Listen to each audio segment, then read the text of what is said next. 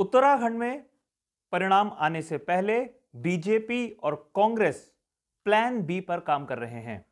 Plan B यानी कि एक ऐसा प्लान जिसमें अगर दोनों में से किसी भी दल को स्पष्ट बहुमत नहीं मिलता तो किस तरीके से सरकार बनाई जा सकती है। इस प्लान बी पर बीजेपी और कांग्रेस दोनों दलों की जो नजरें हैं वो कुल मिलाकर 9 विधानसभा सीटों पर आकर अटक गई है। इन 9 विधानसभा सीटों में 3 निर्दलीय ऐसे प्रत्याशी हैं जो कड़ी टक्कर दे रहे हैं पार्टी के अधिकृत प्रत्याशियों को, चाहे वो बीजेपी के हों चाहे कांग्रेस के हों। उत्तराखंड क्रांति दल के 2 नेता मजबूती के साथ चुनाव लड़ रहे हैं और हरिद्वार जनपद में 4 ऐसे प्रत्याशी हैं जो बीएसपी से चुनाव लड़ रहे हैं और जबरदस्त टक्कर कांग्रेस और बीजेपी को दे रहे हैं। इन 9 विधानसभा सीटों का आज मैं सीधा सीधा विश्लेषण करूंगा। आपसे यह जानने की भी मैं कोशिश करूंगा कि इन 9 विधानसभा सीटों के अलावा आपके क्षेत्र में कौन कौन सी ऐसी सीटें हैं जहां पर निर्दलीय या बीजेपी कांग्रेस को छोड़कर कोई तीसरा प्रत्याशी मजबूत स्थिति में है, तो उसे आप टिप्पणी करके बताइए ताकि दूसरे दर्शकों को भी जानकारियां उपलब्ध हो सकें। अपनी खबर पर मैं आगे बढ़ूं उससे पहले आप तमाम दर्शकों से मेरा आग्रह है, अगर आपने अभी तक इस चैनल को सब्सक्राइब नहीं किया है तो इस चैनल को सबसे पहले आप सब्सक्राइब जरूर कर लीजिए। नमस्कार, मैं हूं मनमोहन भट्ट। जब बात चुनाव परिणाम की हो रही है तो दोनों ही दलों में खलबली मची हुई है।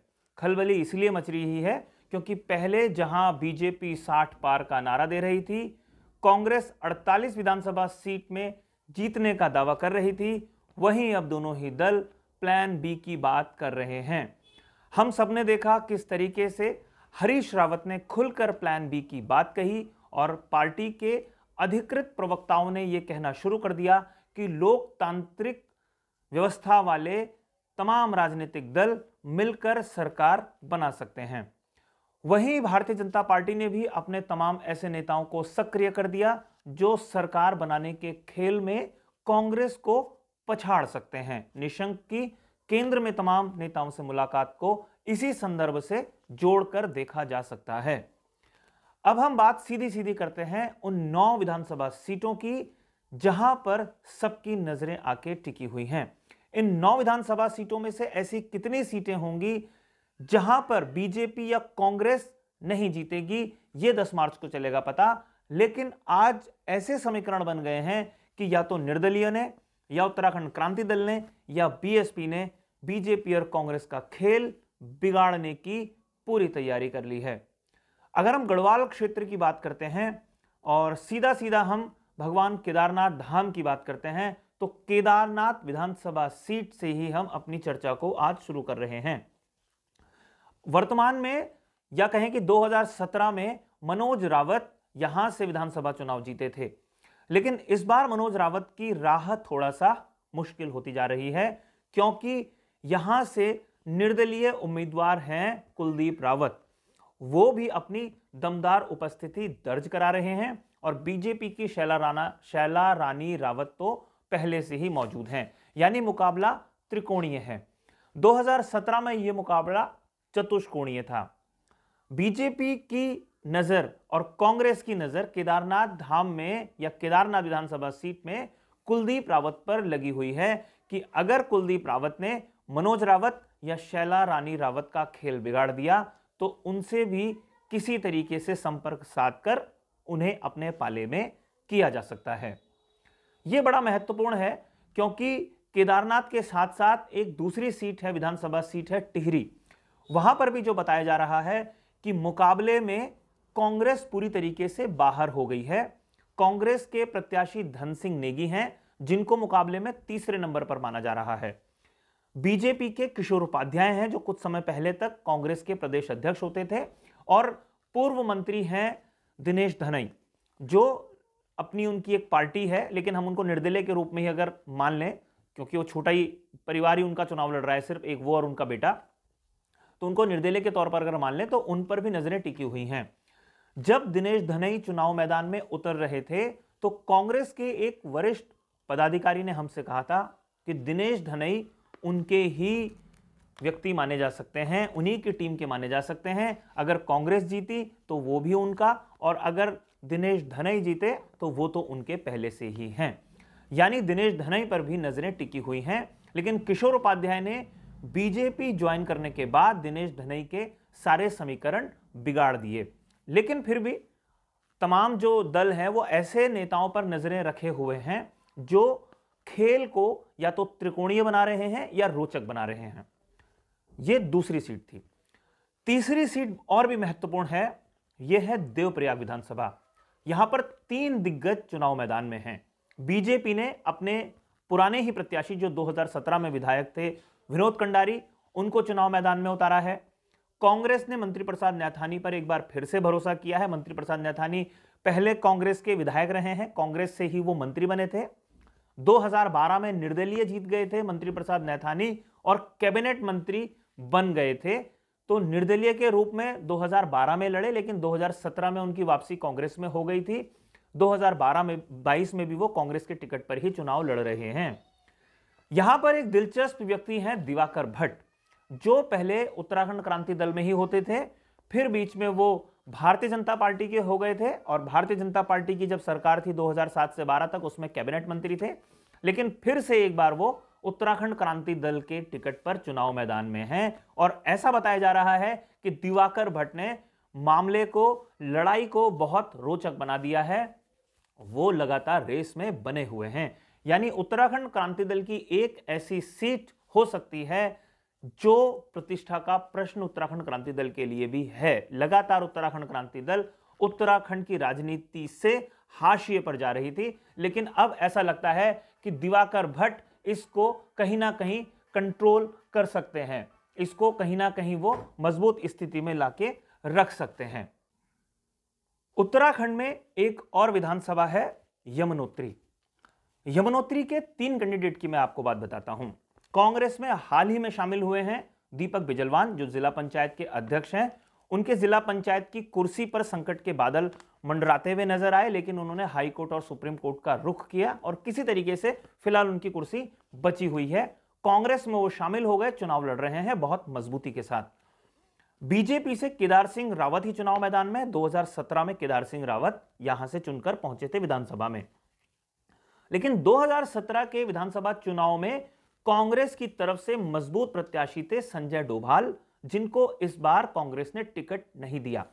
संजय डोभाल ने निर्दलीय के रूप में ही चुनाव मैदान में उतरने की पूरी तैयारी की और संजय डोभाल इस समय बीजेपी और कांग्रेस के साथ साथ रेस में बने हुए हैं। उन्होंने मुकाबले को त्रिकोणीय बना दिया है। तो यमुनोत्री विधानसभा सीट पर भी तमाम जो राजनीति के देखने वाले लोग हैं उन्होंने नजरें गड़ाई हुई हैं। वो देख रहे हैं कि यमुनोत्री में आखिर क्या होता है। तो गढ़वाल की ये सीटें थी, गढ़वाल मंडल की ये सीटें थी। हरिद्वार का मैं बाद में बताऊंगा, लेकिन मैं कुमाऊं की एक सीट पर भी आपको कुछ जानकारी देना चाहूंगा। कुमाऊं में द्वाराहाट एक क्षेत्र है, अल्मोड़ा जिले में यह पड़ता है और यहां से पुष्पेश त्रिपाठी उत्तराखंड क्रांति दल के टिकट पर चुनाव मैदान में है। पहले भी वो विधायक रहे हैं। पुष्पेश के पिताजी भी उत्तराखंड क्रांति दल के एक प्रभावशाली नेता थे, विधायक रहे हैं वो भी। कांग्रेस ने यहां से मदन बिष्ट को उतारा है, जो यहां से पहले विधायक रहे हैं। 2012 से 17 तक मदन बिष्ट यहां से विधायक रहे हैं। बीजेपी ने अनिल शाही को यहां से चुनाव मैदान में उतारा है। पहली बार अनिल शाही विधानसभा चुनाव लड़ रहे हैं। द्वाराहाट विधानसभा सीट में ऐसा बताया जा रहा है कि पुष्पेश त्रिपाठी ने भी बहुत अच्छी तैयारी की है और रेस में वो भी बने हुए हैं। उन्होंने भी मुकाबले को त्रिकोणीय बना दिया है। तो अगर हम देखें कि उत्तराखंड क्रांति दल की एक सीट मजबूत स्थिति में है गढ़वाल क्षेत्र में और यूकेडी की एक सीट मजबूत स्थिति में है कुमाऊं के द्वाराहाट में, तो यह देखना बहुत दिलचस्प होगा कि उत्तराखंड क्रांति दल का इस बार क्या होता है। लेकिन ये 5 सीटें ऐसी हैं जिन पर बीजेपी और कांग्रेस की नजरें टिकी हुई हैं गढ़वाल और कुमाऊं क्षेत्र में। 2 यूकेडी की और 3 निर्दलीय के रूप में अपनी मजबूत उपस्थिति दर्ज करा रहे हैं।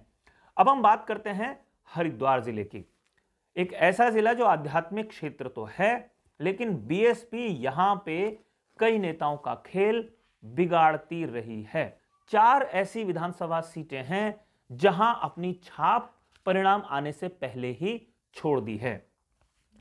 अगर हम एक प्रकरण को देखें, जब बीजेपी के विधायक, अभी तो विधायक ही कह सकते हैं उनको, भले ही निवर्तमान विधायक भी कह सकते हैं उनको, संजय गुप्ता, जब उन्होंने बयान दिया था कि उनको हराने के लिए पार्टी के प्रदेश अध्यक्ष मदन कौशिक ने बीएसपी प्रत्याशी की पैरवी करी या बीएसपी प्रत्याशी को कहीं ना कहीं बैकडोर से समर्थन दिया।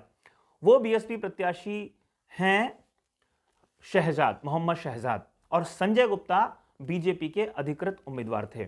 इन दोनों के बीच में सीधा सीधा मुकाबला है। हालांकि कांग्रेस ने वहां से अंतरिक्ष सैनिक को मैदान में उतारा है, लेकिन अगर हम फाइट की बात करते हैं तो बीजेपी और बीएसपी के बीच में मुकाबला है। मोहम्मद शहजाद बहुत मजबूत स्थिति में है।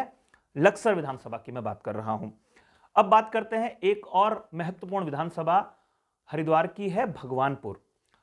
एक विधायक थे जिनका देहांत हो गया था, वो मंत्रिमंडल में भी शामिल थे, विजय बहुगुणा की। ममता राकेश उनकी पत्नी हैं, और ममता राकेश कांग्रेस के टिकट पर 2017 में चुनाव जीतकर आ गई जब मोदी की लहर थी। ममता राकेश को इस बार भी टिकट दिया है कांग्रेस ने। ममता राकेश के देवर हैं सुबोध राकेश, जो 2017 में बीजेपी से चुनाव लड़े थे, लेकिन इस बार सुबोध राकेश ने हवा का रुख थोड़ा सा भांप लिया समय से पहले, और वो जाकर शामिल हो गए बीएसपी में।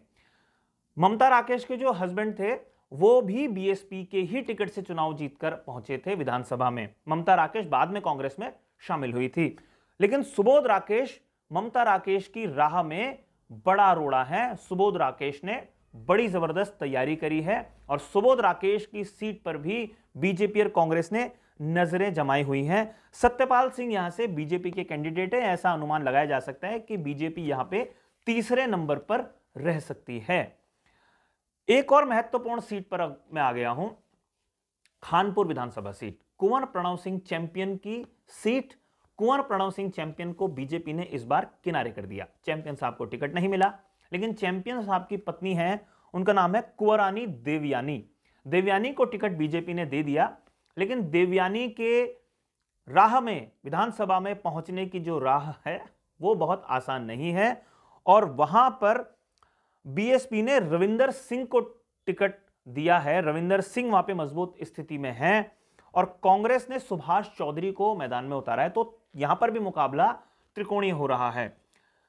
कुंवर प्रणव सिंह चैंपियन तो पहले ही बाहर हो गए विधानसभा पहुंचने की रेस में। अब यह देखना बहुत महत्वपूर्ण होगा कि कुंवर प्रणव सिंह की पत्नी को इस बार कितनी मुश्किल का सामना करना पड़ता है, क्योंकि बीएसपी की जो उपस्थिति है वो इस सीट पर भी बहुत मजबूत उपस्थिति है।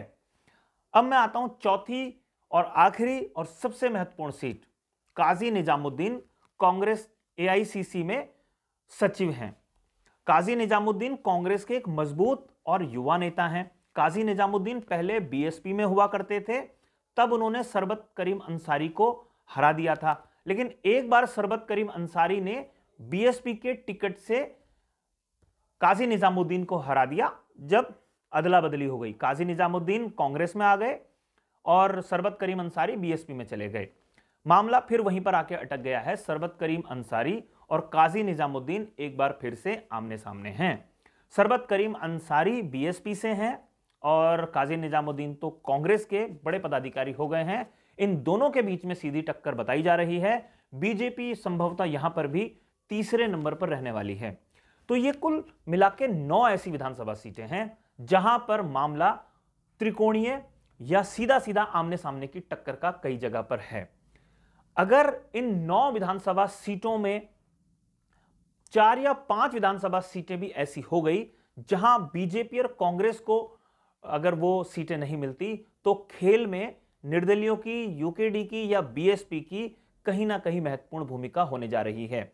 और यही वो वजह है जिस कारण प्लान बी बनाने पर मजबूर हुए हरीश रावत जैसे प्रभावशाली व्यक्ति, और यही वो वजह है जिस प्लान बी के लिए केंद्रीय भारतीय जनता पार्टी का जो नेतृत्व है उन्होंने निशंक को भी सक्रिय किया है।